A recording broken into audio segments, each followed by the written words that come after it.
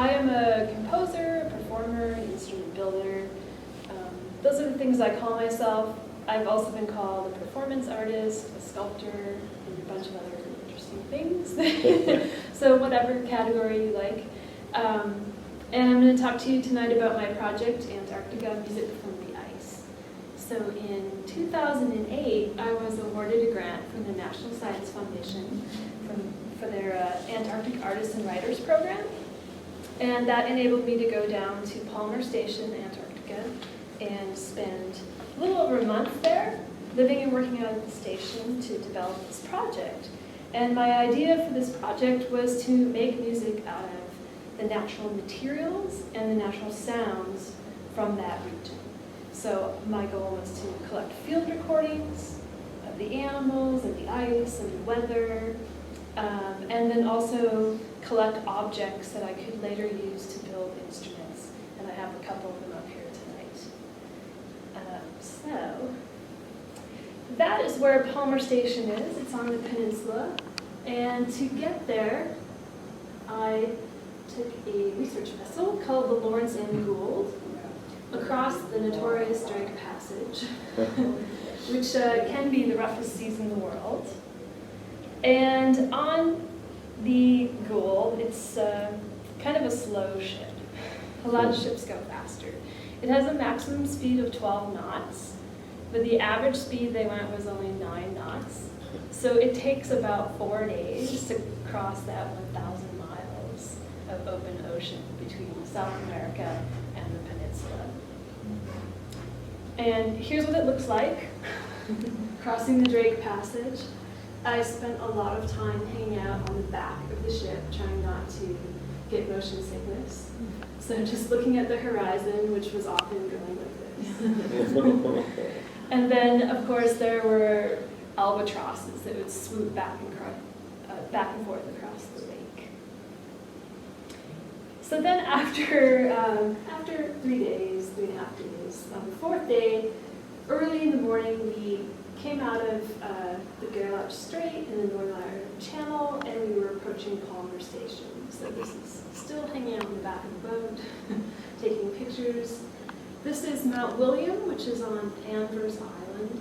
Anvers Island is the large island that Palmer Station is situated on. And this is the tallest mountain on that island. I think it's about 10,000 feet. It's pretty tall. Just a close-up of where Palmer Station is. So you can see Anvers Island is a pretty large island. And we came in, unfortunately, in the middle of the night in between all these other beautiful islands. And this is what Palmer Station looks like. It's just a handful of buildings, a little bit of exposed rock on the edge of this giant island that's all covered with ice. Palmer has a summer population of around 40 people. So it's pretty small, and in the winter it's about 20 people. Just for perspective, if you hike up a little bit on the glacier and look back down, that's the station, and then actually the boat, the Gould, is docked there. Look that up. So it's just, you feel very small. So what did I do at Palmer? I went out every day and explored the local environment, mostly by boat. And I was there with another artist, a visual artist named Una Stern, and we were assigned the art boat, number 66. That's Zodiac, and that's Una driving it. So in our first few days at the station, we had to do all these boating safety courses. So they taught us how to drive the boat, how to drive it through ice, how to switch to the auxiliary spare motor if you had a problem, what to do if somebody fell overboard. They actually had us practice rescuing each other. And unfortunately, I was able to get Una back in the boat, but she was not able to get me back in the boat. So I really was not allowed to fall overboard. But anyway, it was pretty fun. It was my second day in Antarctica, and I got to go swimming in the ocean in a survival suit and practice rescuing my friend. So the area we were allowed to explore in our art boat 66 is a 2-mile radius around the station. And this is the safe boating map. which tells you which islands you can and can't visit. The X's are where the safety survival caches are if you get stranded. And then there are seasonal closures, which is the yellow. So that's when birds are nesting primarily. So as you can see, there's actually a lot of small islands within that area. So 2 miles doesn't seem like very far, but there was a lot to explore. And of course, driving a boat in Antarctica is a lot of fun. Sometimes it makes your face freeze, though. So one of my main activities was doing audio field recording.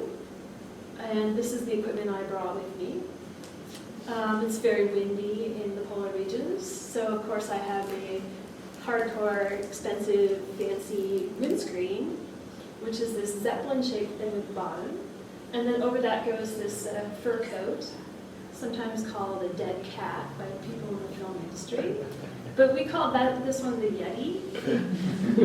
And inside it lived, in the center, the expensive Sennheiser microphones. These coiled things on the right, these are hydrophones, so underwater microphones. So I could record the ice, and I was hoping to get some animals underwater too. Portable field recorder, in the bottom right, a little pocket recorder with built-in mics if you didn't have time to set anything else up, but something really cool was going on. Cables, headphones, and then instead of a microphone stand, I just used a portable camera tripod because it's much lighter. So here's the Yeti in action. You can see it's very windy. And these are Adelie penguins on Burson Island, which is pretty close to the station. And let's hear what they sound like.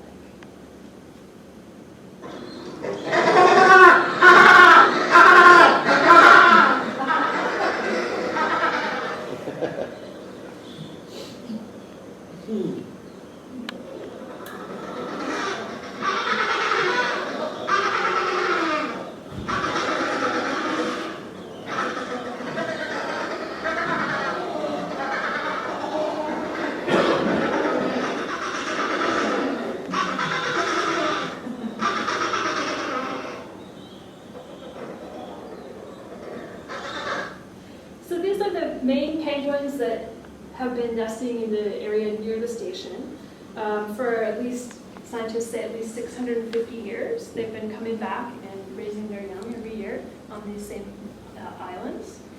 But as the climate's changing, they're seeing different kinds of penguins coming in. So the Adelie penguins are a truly Antarctic penguin. But what they need is the rocks. So they need some dry land, little rocks, because they build their nests on the rocks. One of the problems they're having is as the climate is warming, it's precipitating more, and the nests get buried in snow, and then the little chicks get too cold and die, or the nests get flooded and they drown. It's kind of ironic that as it's warming, it's snowing more, but it's actually a big problem for them. Another issue they're having is just lack of krill. So as there's less sea ice in the winter, there's less krill in the area. But one of the favorite sounds I had was the sound of them walking across Burson Island, because the island's covered with all of these very resonant little slivers of rock. And it's pretty easy. So here's them walking.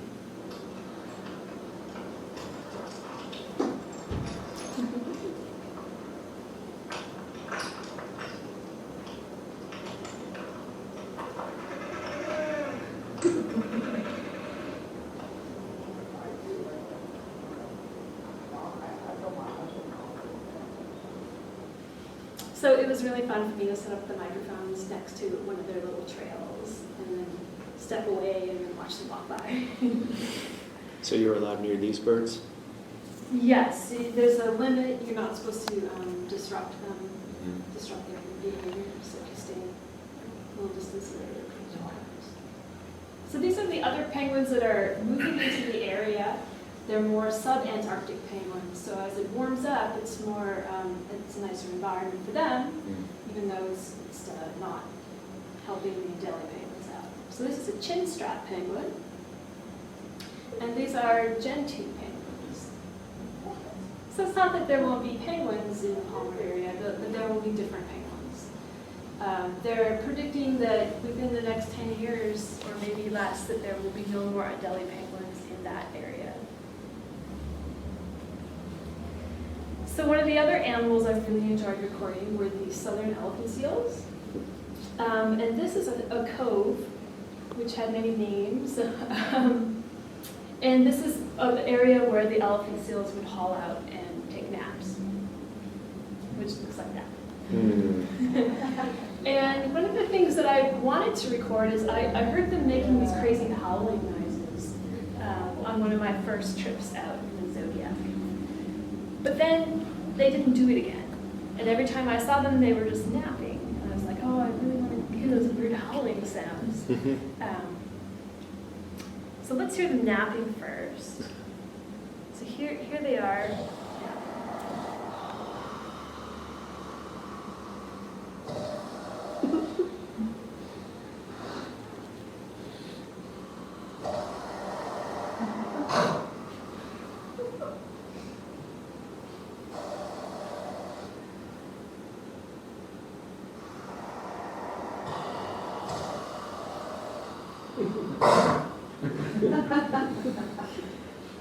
It's really soothing, even with the snorting sounds.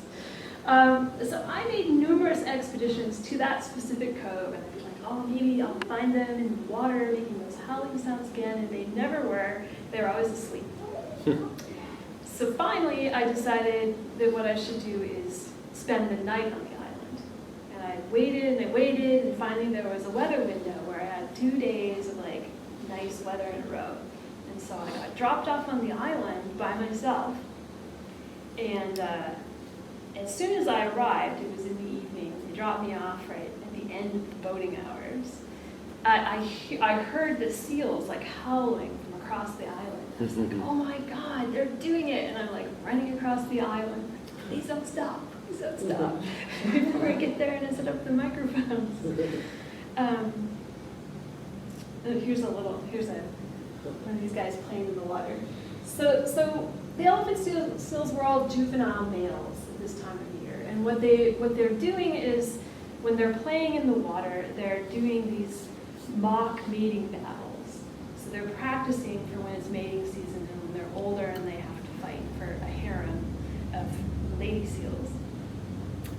So this is what they sound like when they're doing their battle.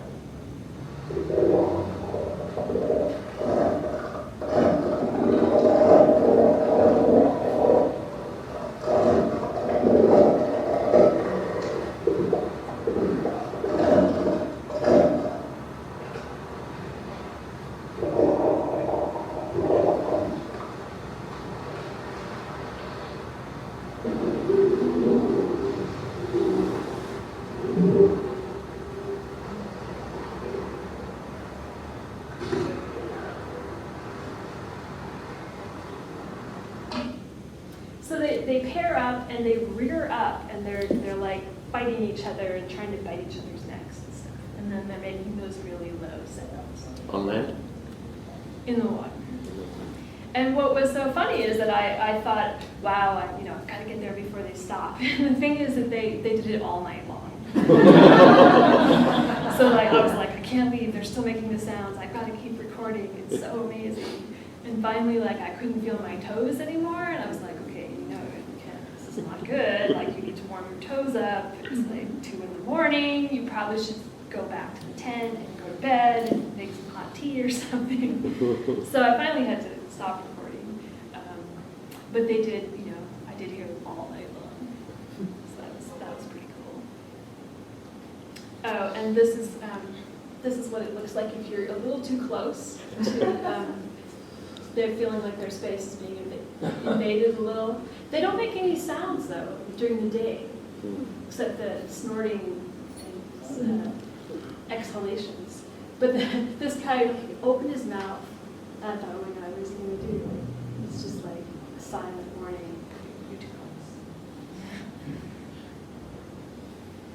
close. So some of the dangerous things. So the elephant seals are not really so much dangerous. They were fairly tolerant of people's presence. I didn't usually get so close that they were making the mouth at me. I tried to stay at a nice distance away. But some of the birds are very, very territorial. So you realize that the reason that there are these parts of the islands that are closed during nesting season is not just to protect the baby birds. It is to protect the humans from the birds.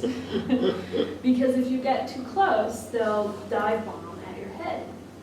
And in fact, the station manager told us that one of these birds, this is a skua, this is a scavenger predatory bird that eats the penguins and anything else it can find.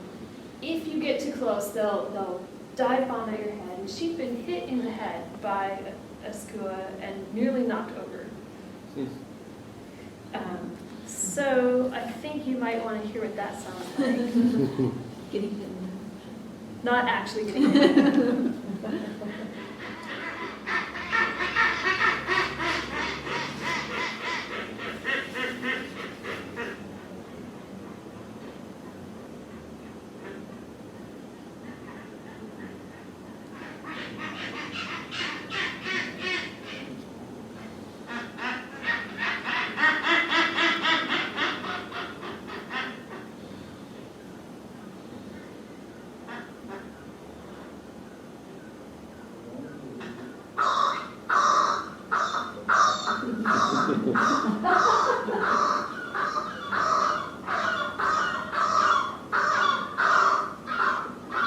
That's the skuas being angry that there's a gull in their territory.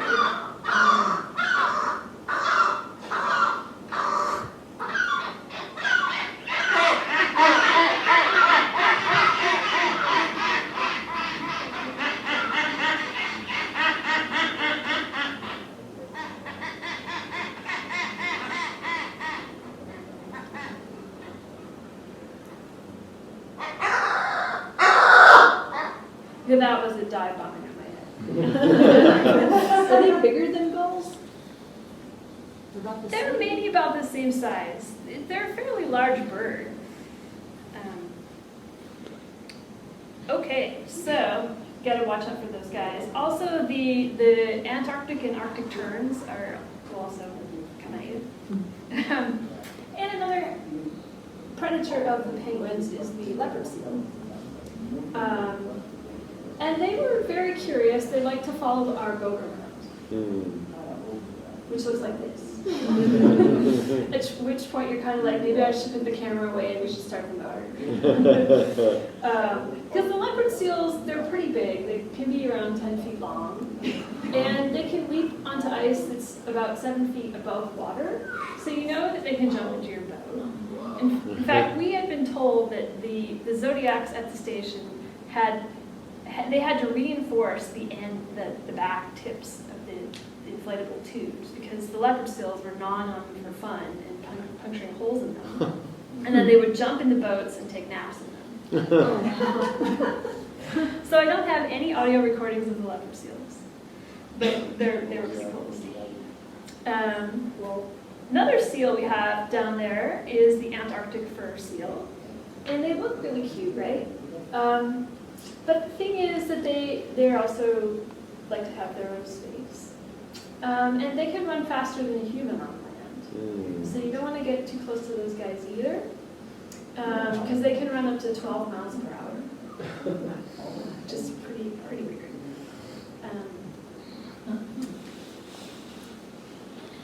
Let's see. And I do have, here's the sound the first seal made when I was a little too close.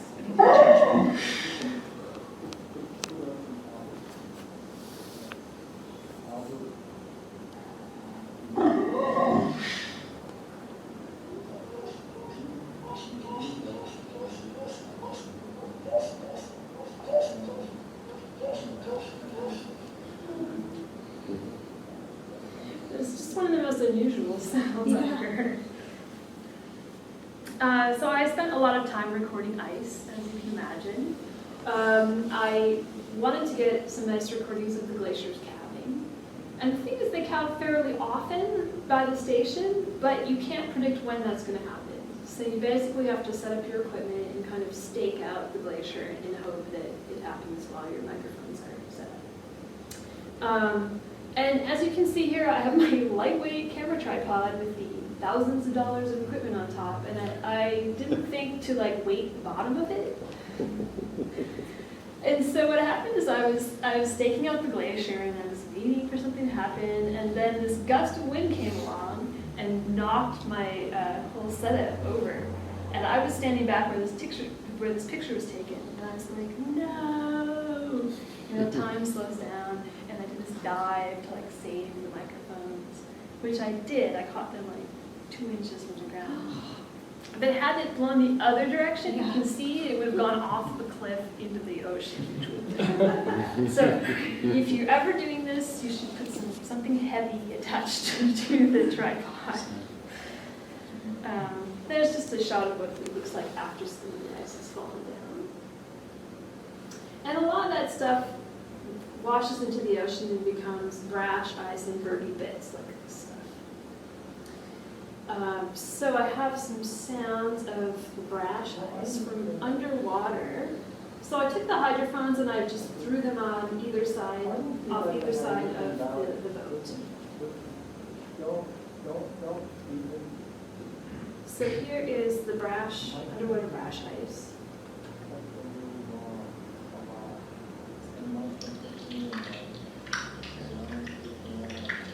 This is in shallow water.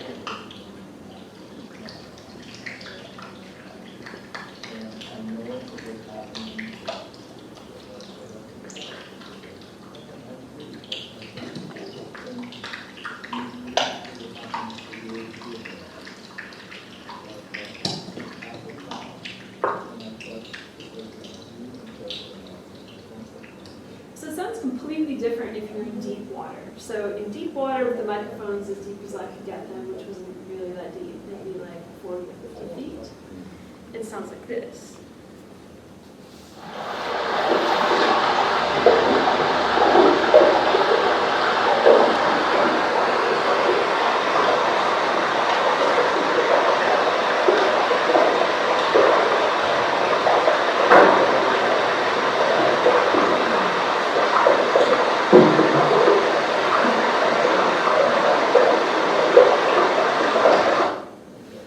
It's really crazy down there. And every time it would sound different.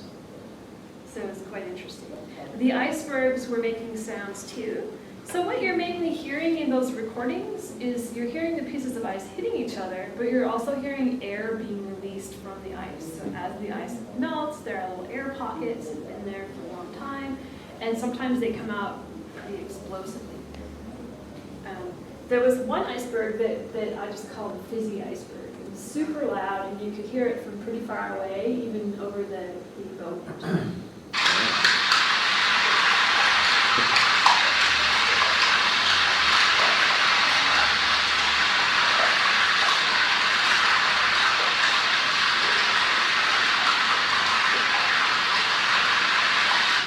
A lot of air was trapped in that iceberg for some reason. One of the most fun things I got to do was I got to go down inside a crevasse in the glacier that covers Anders Island. So the crevasses are these big cracks in the ice, and in order to go out there you need to be tied up to each other as a rope team, because sometimes you can't tell where the crevasses are. So if you accidentally fall in one, you don't want to die. Your partners would theoretically catch you. So here I am at the very edge of the crevasse, my equipment. And what I hadn't expected was that it was going to be so wet in there. So because it's the middle of summer and the temperature was below freezing and we had almost 24 hours of daylight, it's just melting and there are tons and tons of icicles inside there. So once I went down inside, it was like being in a rainstorm.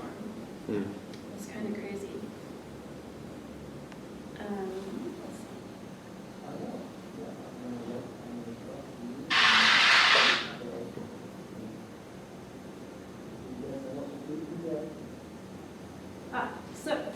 is what it looks like inside the cross. That's looking across. And then this is looking up. So I was down, not super deep, maybe 15 feet. And then this is looking down to my boot. So what I did is I recorded just the dripping, and then I tried to play some of the icicles. But what happens is once they start resonating, sometimes they break, and then they fall down. But it sounds pretty cool. So it sounds like this.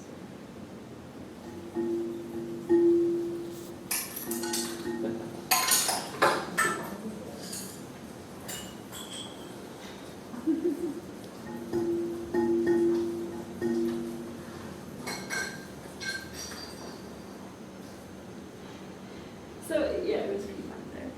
So aside from making field recordings, the other thing I did was I collected objects to make sounds that I look back home. So one of the things that I collected were some of the nesting stones that the penguins use to build their nests. And I'm going to play them, a few of them in one of the pieces tonight. I also collected some slabs of rock that just had different pitches. And I collected these limpet shells. So when I first found these limpet shells, I was out in the backyard behind it's not a yard, it's just rocks, behind the station. And I found like a couple, like 5 of these. And I was like, oh, they're really resonant. This is cool, I can do something with these. And I came back to the station, I was like, oh my God, look what I found, you guys. I found these shells and I could totally make something with them. And they were like, yeah, limpet shells, whatever. Because when you go to some of the other islands, you see these giant heaps of them. So I spent like an hour finding 5. And I thought, oh, they're really rare. But these are what the kelp gulls eat. So apparently they pick them off the rocks, they swallow them whole, and then you have all these shells left over later on from their meals. So obviously you can see I've built an instrument with them down here. And then I collected penguin bones.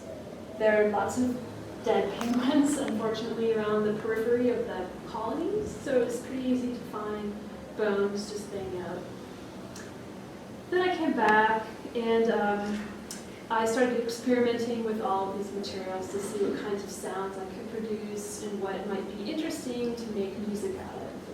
And my goal was to combine the sounds from the field recordings with sounds that I could produce live on the natural object instruments. So here are some of the instruments that I built. Now these are all made with penguin bones except the one in the back, which is the limpet shells. And then here are just a few close-up shots of some of the instruments. So this is the limpet shell spine, which is here tonight. This is the octobone. Sometimes I'm not very good with naming. These are penguin leg bones. This is a breastbone from a penguin. It's called the keel. Looks like a keel from a ship. And these are bones called coracoids, which is the front of the wing. So it supports the wing as it moves, the penguin. But I thought they were cool. They look like little mittens. This is, I have this one here. This is a mobile made out of penguin vertebrae. You can come check it out later. And this one's here as well. So these are penguin vertebrae mounted in pieces of dried kelp and driftwood. It looks really big. It's actually very small.